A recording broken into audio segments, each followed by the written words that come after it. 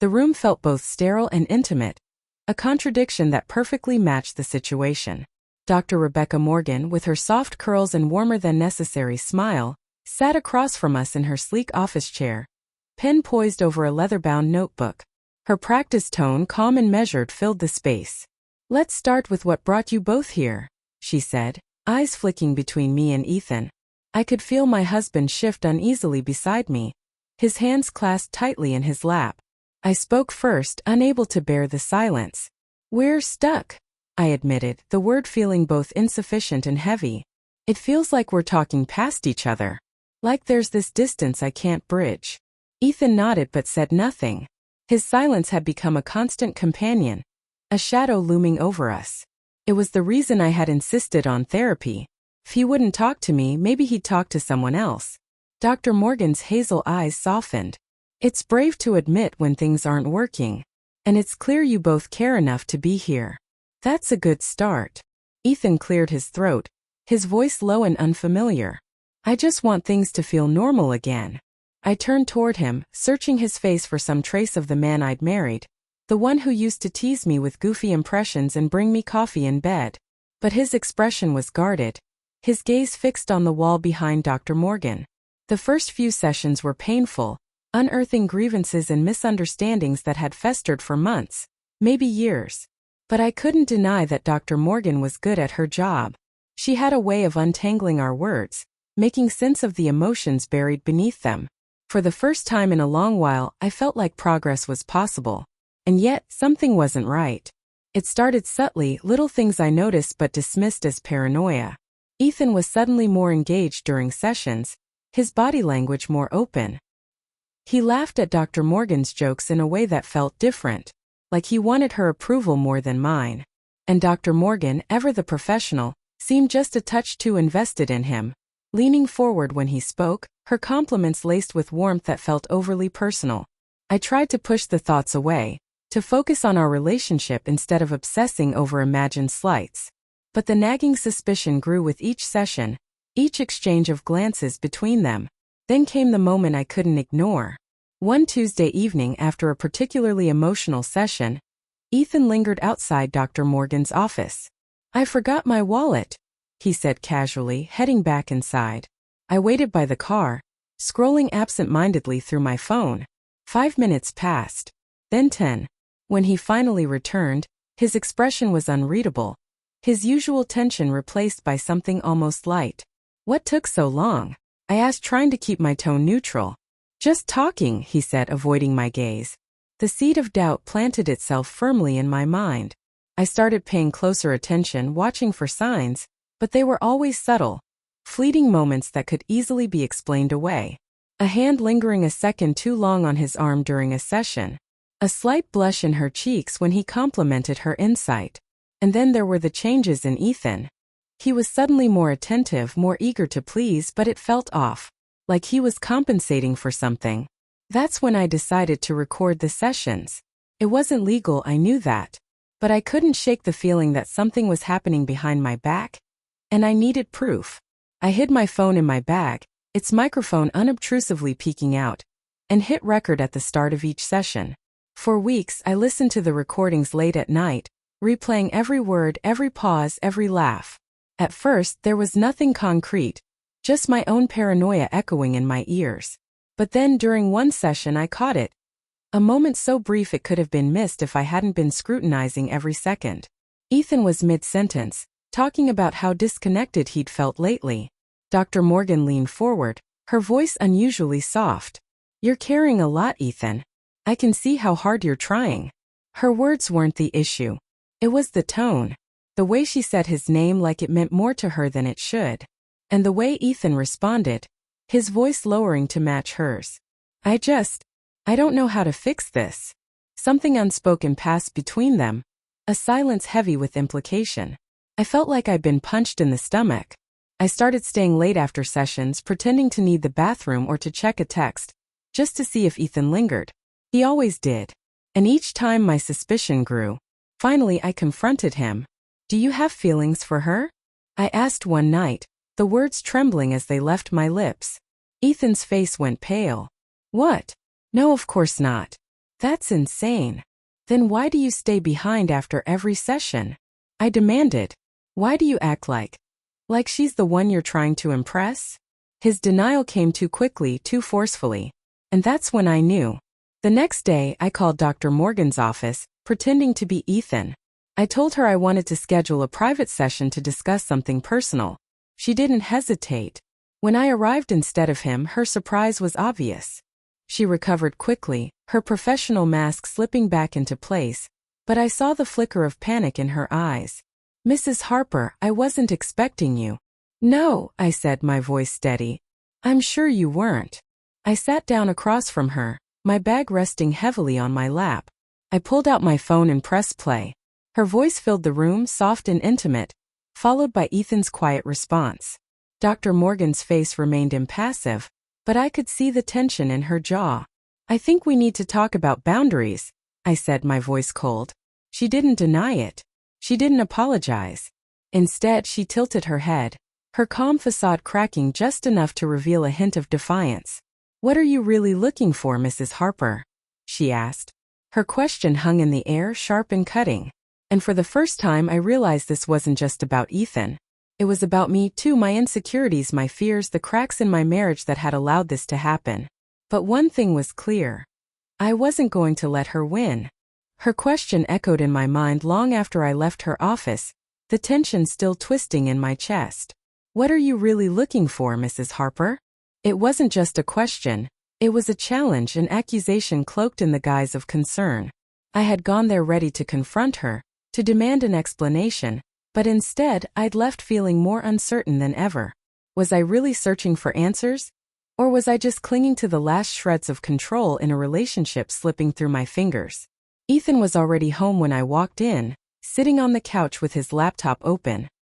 He glanced up briefly, offering a casual hey, before returning to whatever he was working on. His nonchalance infuriated me. How could he act so normal when everything between us felt so profoundly broken? I wanted to scream at him, to force him to admit what I was sure he was hiding, but I didn't have the energy for another confrontation. Not yet. Instead, I poured myself a glass of wine and retreated to the bedroom, closing the door behind me.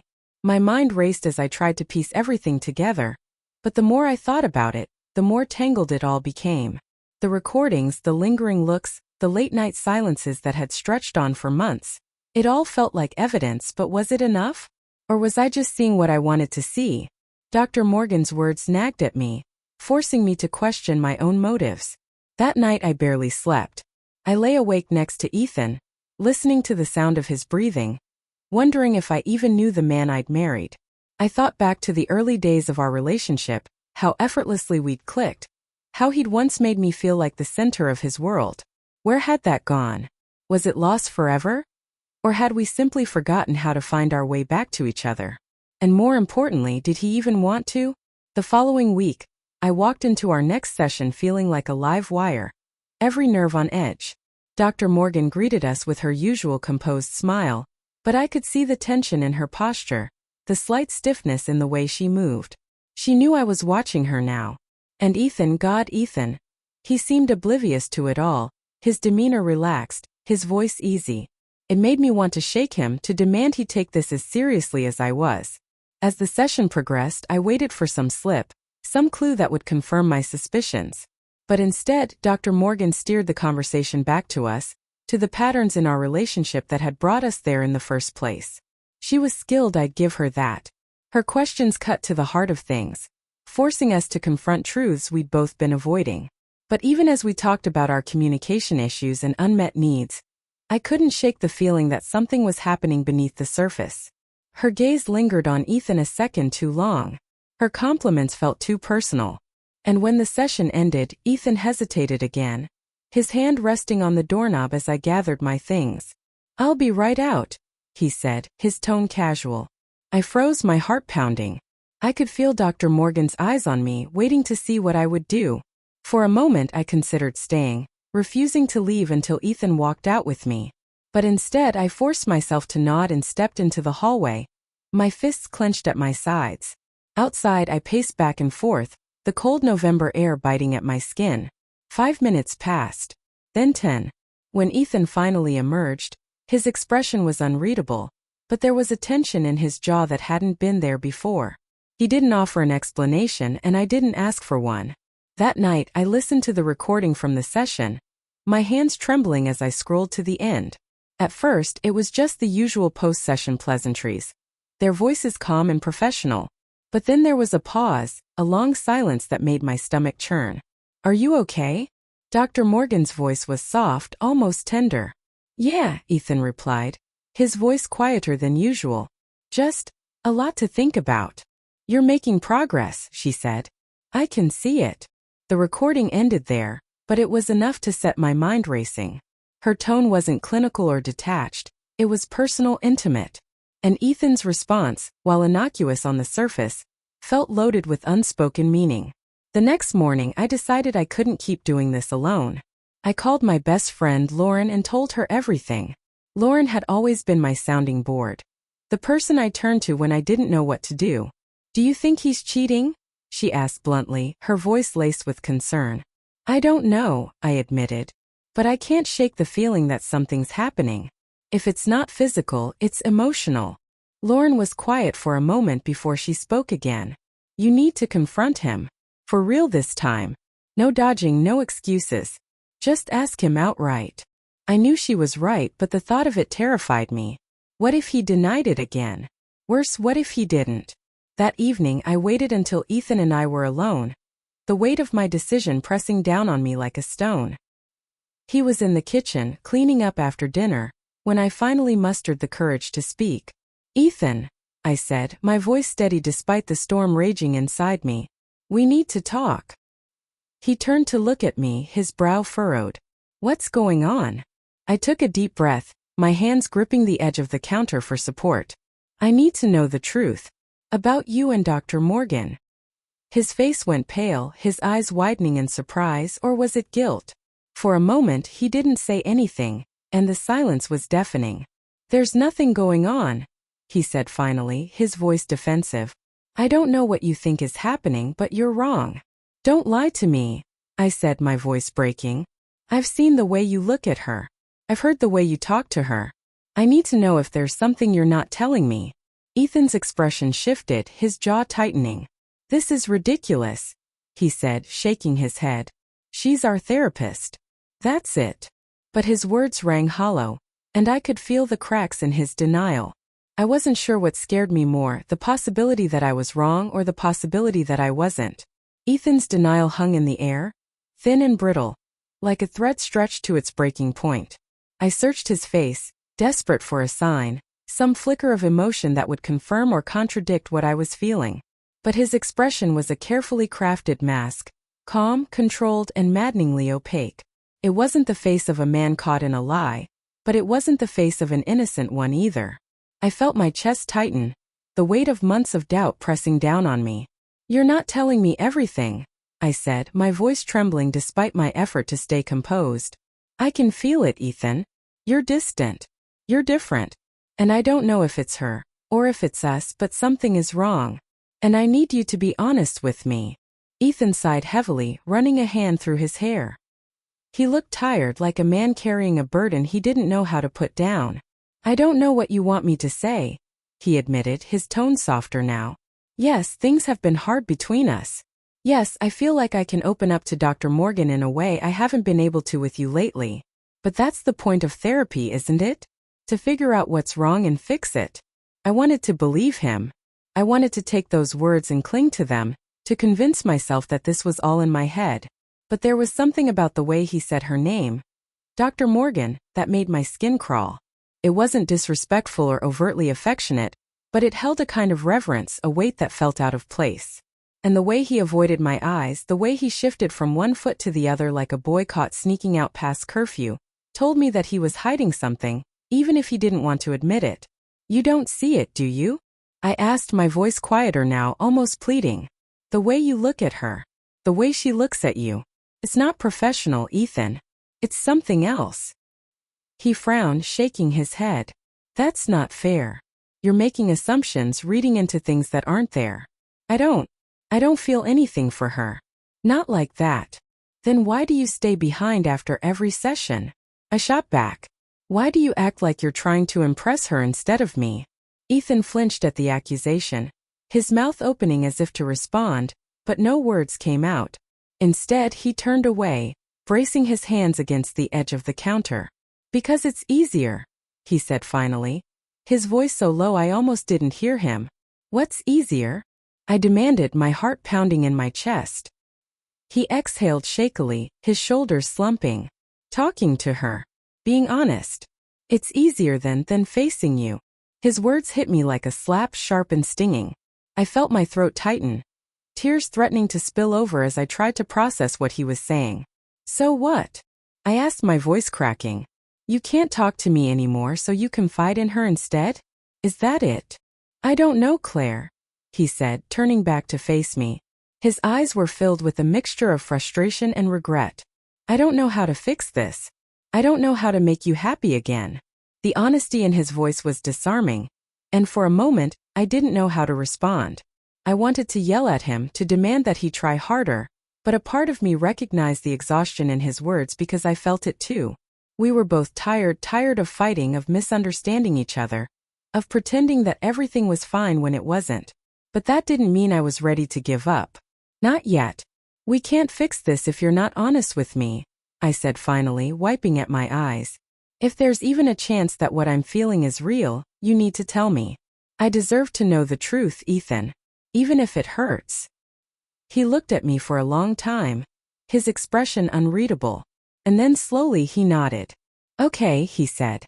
Okay, I'll be honest. I held my breath, bracing myself for whatever was coming next.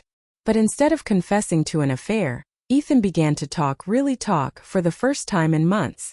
He told me about the pressure he'd been feeling at work, about how he felt like he was failing me as a husband, how he'd started to shut down because he didn't know how to handle the weight of it all. He admitted that he'd grown attached to Dr. Morgan because she made him feel understood. Like he wasn't the villain in our story. But that's all it is, he said, his voice firm. I don't have feelings for her, Claire. I swear. I needed someone to listen. I wanted to believe him. God, I wanted to believe him so badly. But there was still a part of me that wasn't convinced, a part of me that couldn't shake the feeling that there was more to the story. And as much as I hated myself for it, I knew I couldn't let it go. Not yet. The next day, I did something I'd never thought I'd do. I called Dr. Morgan's office and scheduled a one-on-one session. I told myself it was for clarity, for closure, but deep down I knew it was something else. I needed to look her in the eye and see the truth for myself. I needed to know if she was the threat I'd built her up to be, or if I was the one destroying my own marriage from the inside out. When I arrived at her office, she greeted me with her usual warm smile, but there was a flicker of unease in her eyes. She knew this wasn't a normal session. She offered me a seat and I sat down, my hands folded tightly in my lap. I wanted to talk to you alone, I said, my voice steady despite the storm of emotion swirling inside me. About Ethan. About us. Dr. Morgan nodded, her expression carefully neutral. Of course, she said. What's on your mind? I hesitated, choosing my words carefully. I need to know if there's anything inappropriate happening between you and my husband, because I can't shake the feeling that there is. Her eyes widened slightly, the first crack in her professional demeanor. But she recovered quickly, her tone calm and measured. Claire, I understand why you might feel that way. Therapy can create a sense of closeness that can sometimes be misinterpreted. But I assure you, my relationship with Ethan is strictly professional. Is it? I asked, my voice sharp. Because it doesn't feel that way. Feels like you're more interested in him than you should be. And he's more interested in you than he should be. Dr. Morgan leaned back in her chair, her gaze steady. I'm sorry if I've given you that impression, she said. But my only goal is to help the two of you rebuild your connection. Nothing more. I studied her face, searching for any sign of deception, but she was unreadable. I didn't know whether to believe her or not, and the uncertainty was maddening. As I left her office that day, I realized something. No matter how much I searched for answers, the truth was something only Ethan could give me. And if he wasn't willing to be honest, then maybe our marriage wasn't worth saving after all. That night, I sat in the darkened living room, the silence of the house pressing in around me. Ethan was asleep upstairs, or at least I assumed he was. We hadn't spoken much after dinner, the tension between us thick and suffocating. I stared at the recording app on my phone, my finger hovering over the play button for the latest session I had captured. Part of me didn't want to hear it. I was exhausted from the cycle of suspicion and doubt, but another part of me couldn't let it go. I needed to know. I pressed play. At first, it was the usual exchange. Pleasantries, check-ins, a few probing questions from Dr. Morgan that drew guarded responses from Ethan. But then toward the end, there was a moment that made my breath catch in my throat. "You're doing better, Ethan," Dr. Morgan said, her voice warm, almost intimate. "I can see the progress you're making, and it's admirable. I know it hasn't been easy." "Thanks," Ethan replied, his voice lower, softer than usual. "It helps having someone who understands." There was a pause, a silence that felt loaded with something unspoken. And then in a tone that sent a chill down my spine, Dr. Morgan said, "I'm here for you. Always." The recording ended, leaving me sitting there in the dark, my heart pounding in my chest. It wasn't explicit. It wasn't definitive. But it was enough to deepen the cracks already spreading through my trust in both of them. I sat back, my mind racing, replaying the words over and over again. "I'm here for you. Always." Was that just a therapist being supportive, or was it something more? And Ethan, how could he not hear how that sounded? Or had he heard it, and simply chosen not to acknowledge it? The next morning, I woke up with a sense of dread settling heavy in my stomach. Ethan was already up, sitting at the kitchen table with a cup of coffee and his laptop. He looked up when I walked in, offering a small, tentative smile. "Morning," he said. "Morning." My voice came out flat, and his smile faltered. I poured myself a cup of coffee, the tension between us so palpable it felt like a third person in the room. Finally, I couldn't take it anymore. I set my mug down with a loud clink and turned to face him. "Ethan, we need to talk." He sighed, closing his laptop and leaning back in his chair. "About what?" "About us. About Dr. Morgan. About what's really going on." His expression hardened, and I could see the frustration in his eyes. "Claire, I've told you already, there's nothing going on. I don't know what else you want me to say." "I don't want you to say anything," I shot back. "I want you to be honest. I listened to the recording from our last session, Ethan. I heard the way she talks to you, the way you talk to her. It's not normal." Ethan's jaw tightened, and for a moment, I thought he was going to deny it again. But then he surprised me. "You've been recording our sessions?" His voice was low, dangerous, and I felt a flicker of guilt, quickly smothered by anger. "Yes, I have," I said, meeting his glare. "Because I don't trust you. And I don't trust her."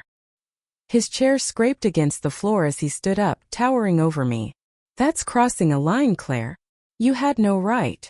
"And what about you?" I shot back, my voice rising. "What about the lines you've been crossing? Staying behind after every session? Confiding in her instead of me?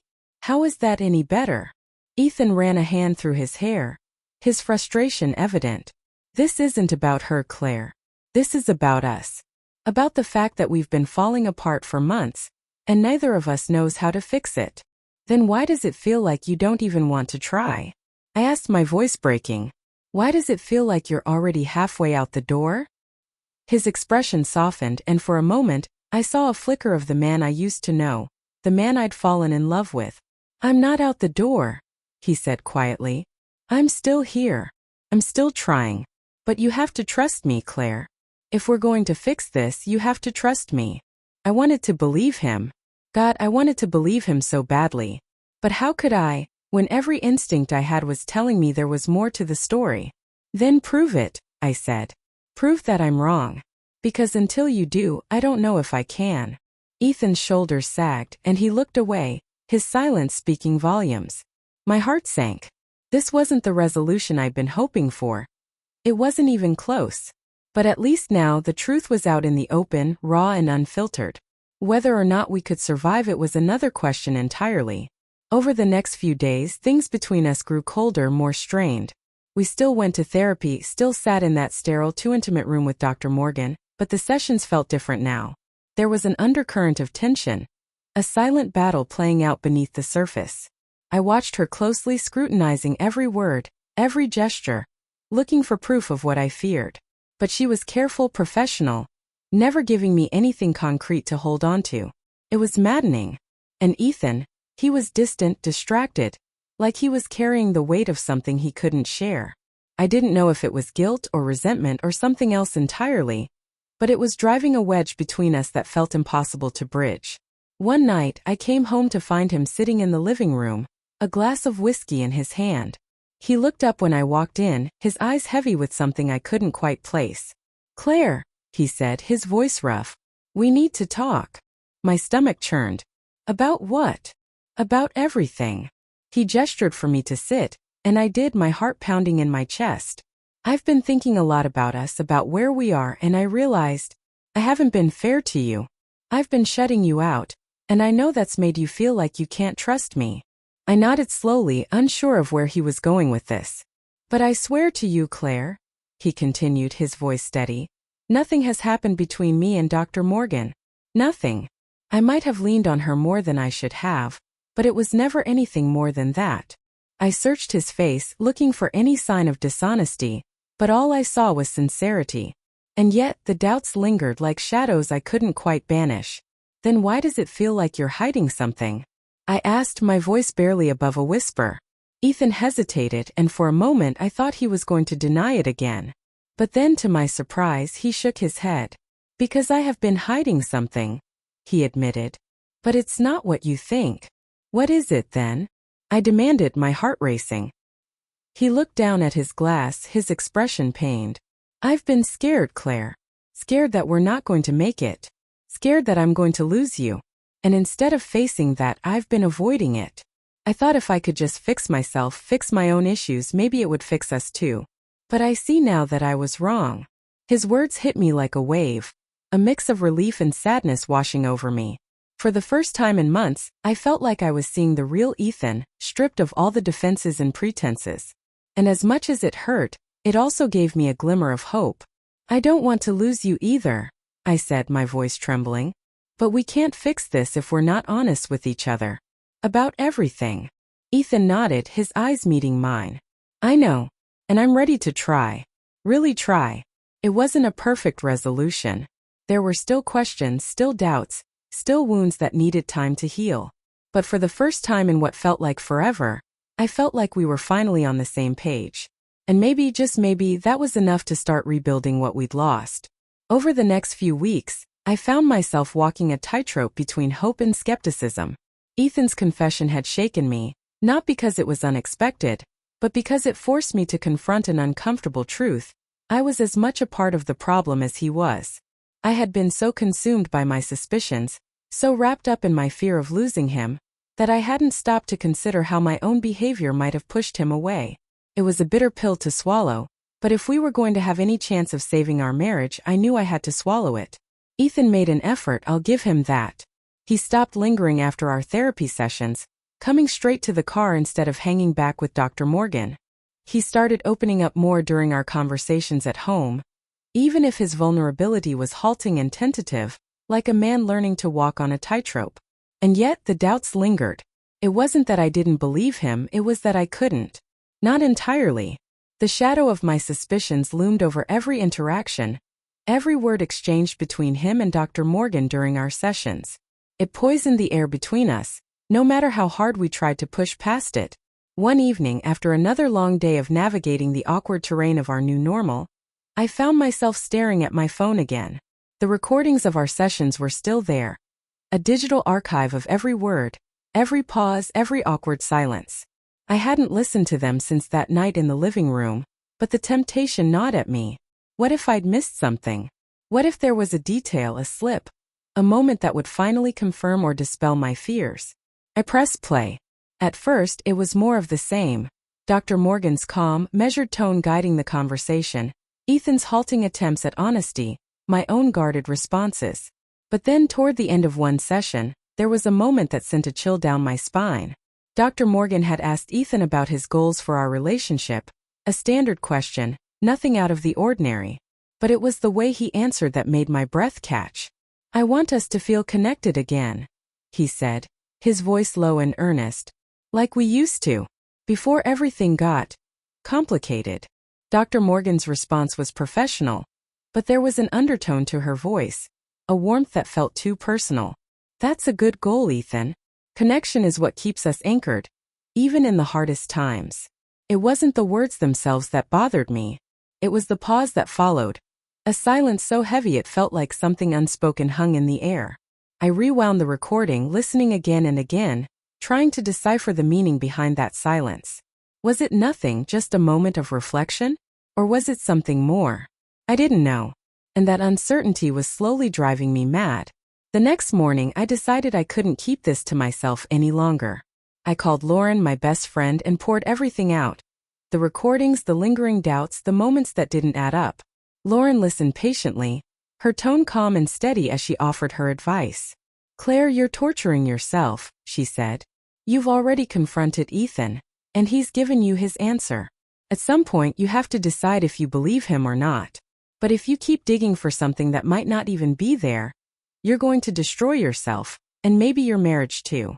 Her words stung because I knew they were true. But knowing and doing were two very different things. Still, I tried to take her advice. I deleted the recordings from my phone, hoping that removing the temptation would help me move forward. I threw myself into repairing my relationship with Ethan, focusing on the small moments, the way he held my hand during our evening walks, the quiet conversations we shared over coffee in the mornings. For a while, it almost felt like we were making progress. But then something happened that shattered the fragile peace we'd built. It was a Thursday afternoon, and I had left work early for an appointment downtown. On my way there, I decided to stop by a cafe Ethan and I used to frequent when we first started dating. It was a spur-of-the-moment decision, more about nostalgia than anything else. But as I walked through the door, my heart stopped. Ethan was there. And so was Dr. Morgan. They were sitting at a table in the corner, their heads close together, their expressions serious. For a moment, I thought I must be imagining it. But no, it was them. Ethan's back was to me, but I recognized the way he sat, the slight tilt of his head when he was listening intently. Dr. Morgan was facing him, her expression soft and concerned, her hand resting lightly on the edge of the table, inches from his. I stood there, frozen, my mind racing. What were they doing here? Why hadn't he told me about this? I wanted to march over and demand an explanation, but something stopped me. Instead, I turned and walked out, my heart pounding in my chest. That evening, Ethan came home as if nothing had happened. He kissed me on the cheek, asked about my day, and settled onto the couch with his laptop. I watched him, a storm of emotions churning inside me. Finally, I couldn't hold it in any longer. "Ethan," I said, my voice shaking, "I saw you today." He looked up, his brow furrowing. "Saw me where?" "At the cafe," I said, my tone sharper than I intended. "With Dr. Morgan." His expression shifted, a flicker of something, guilt? Panic? Crossing his face before he quickly masked it. "Claire, it's not what you think," he said, setting his laptop aside. "She wanted to talk to me about something outside of our sessions. Something about boundaries." "Boundaries?" I repeated, the word tasting bitter on my tongue. "And you didn't think to tell me about this little meeting?" "I didn't think it was a big deal," he said, his tone defensive. "She thought it would be better to address it privately, and I agreed. That's all it was." "Do you hear yourself?" I demanded, my voice rising. "You're having secret meetings with our therapist about boundaries, and you don't think that's a big deal?" Ethan sighed, running a hand through his hair. "I didn't tell you because I knew you'd react like this. Claire, nothing is going on. I swear." But I couldn't hear him over the sound of my own doubts, my own fears clawing their way to the surface. "Do you even want to fix this, Ethan?" I asked, my voice breaking. "Or are you just waiting for me to give up so you can walk away guilt-free?" His eyes widened in shock, and for a moment, he looked like he wanted to argue. But then his shoulders sagged, and he looked away. "I don't know," he admitted quietly. "I don't know what I want anymore." Those words cut deeper than anything else he could have said. They were the confirmation of every fear I'd been carrying, every doubt I'd tried to bury. And in that moment, I realized that it wasn't just Dr. Morgan or the recordings, or the cafe meeting that was tearing us apart. It was us. Our broken trust, our unspoken resentments, our inability to find our way back to each other. And maybe, just maybe, it was already too late. Ethan's confession left me sitting in stunned silence. I don't know what I want anymore. Those words echoed in my head like the toll of a bell, each repetition growing louder and heavier.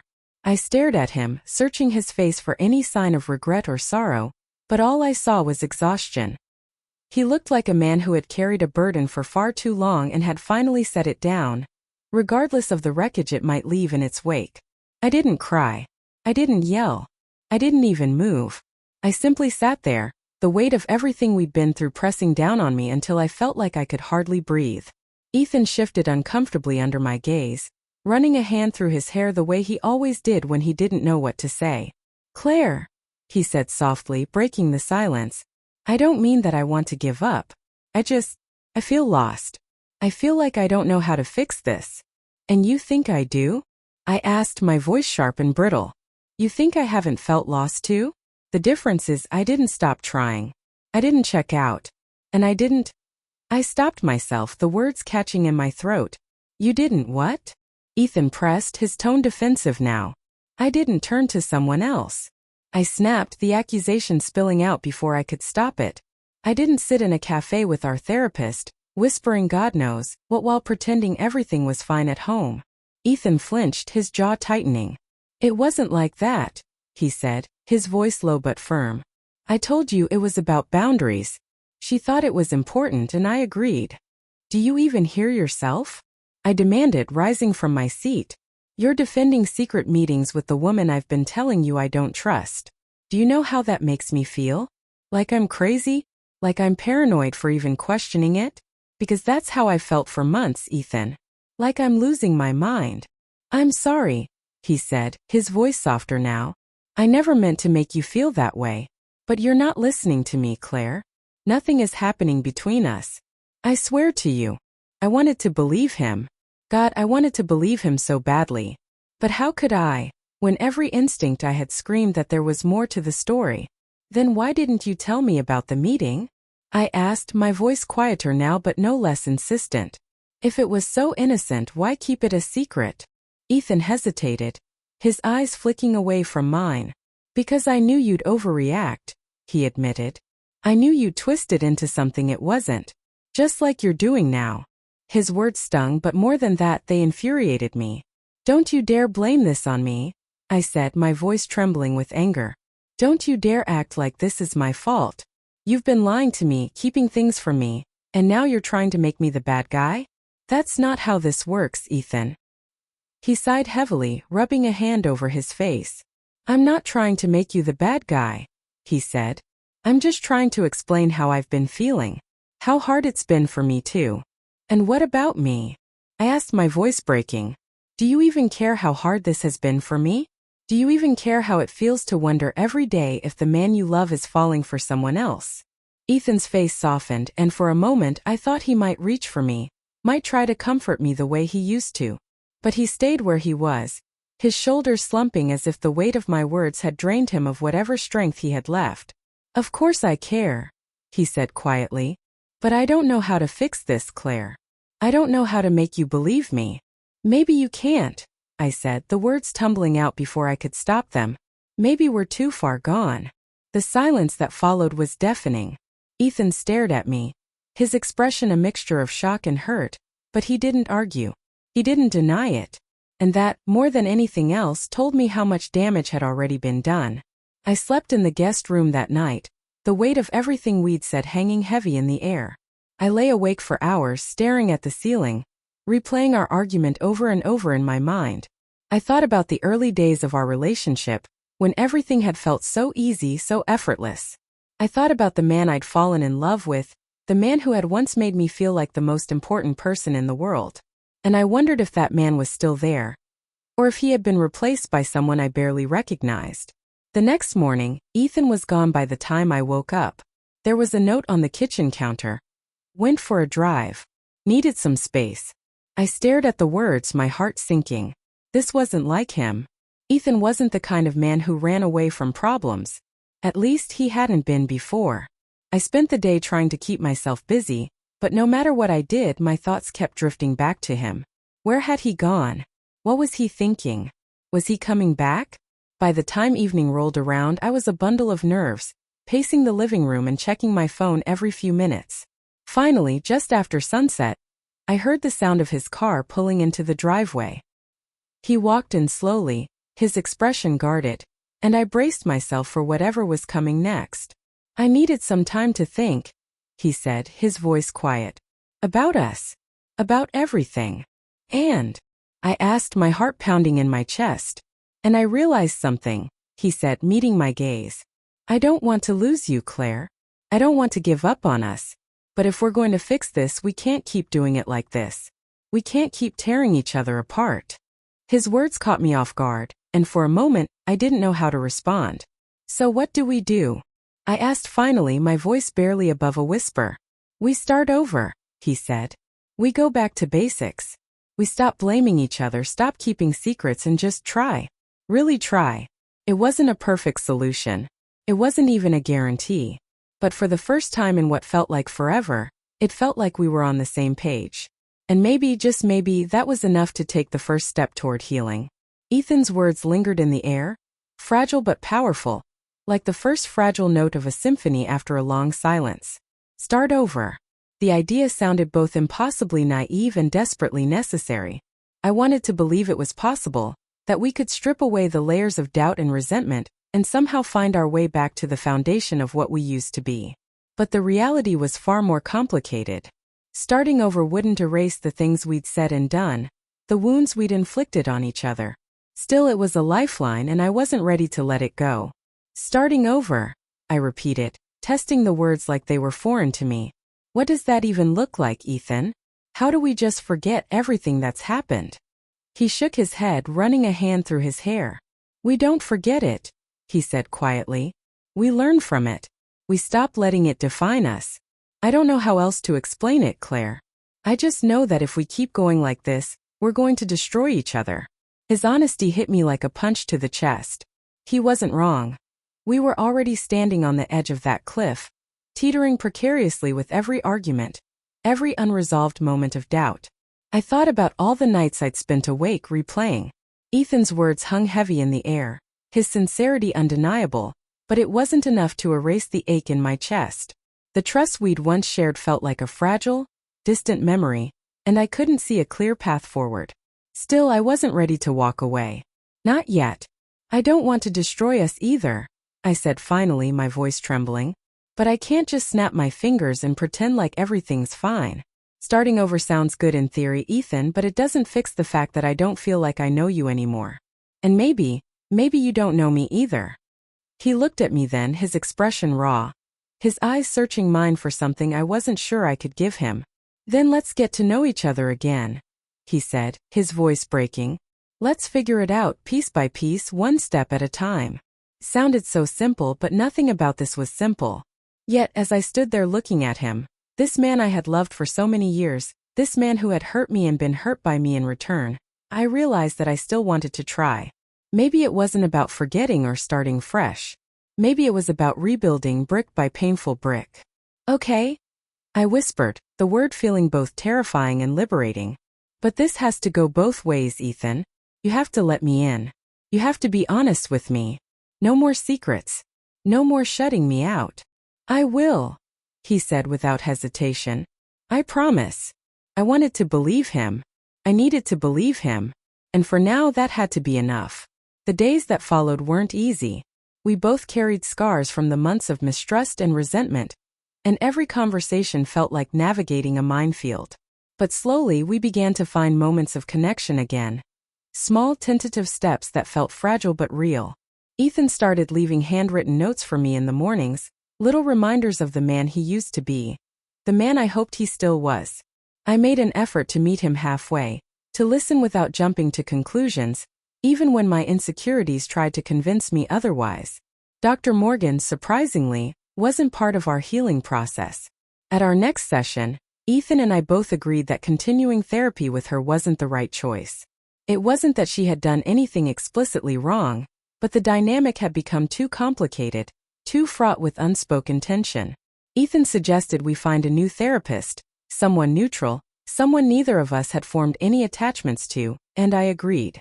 Leaving Dr. Morgan's office for the last time felt like closing a chapter one wasn't sure I'd ever fully understand. There were questions I would probably never have answers to, doubts that might never completely disappear.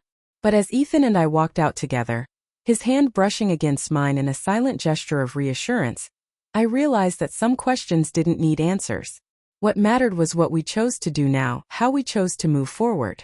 Weeks turned into months and slowly, the cracks in our relationship began to heal. It wasn't a fairy tale ending. We still had hard days, still stumbled over old wounds and unresolved fears. But we were trying. And for the first time in a long time, it felt like we were on the same team again.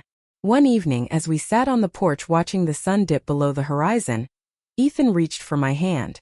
His grip was steady, grounding, and I felt a flicker of something I hadn't felt in a long time: hope. "Do you think we'll ever get back to where we were?" he asked softly, his gaze fixed on the fading light. I thought about his question for a long moment before answering. "No," I said honestly. "But maybe that's okay. Maybe we don't need to go back. Maybe we can build something new instead." He looked at me then, his eyes filled with a mixture of sadness and gratitude. "I'd like that," he said. "I really would."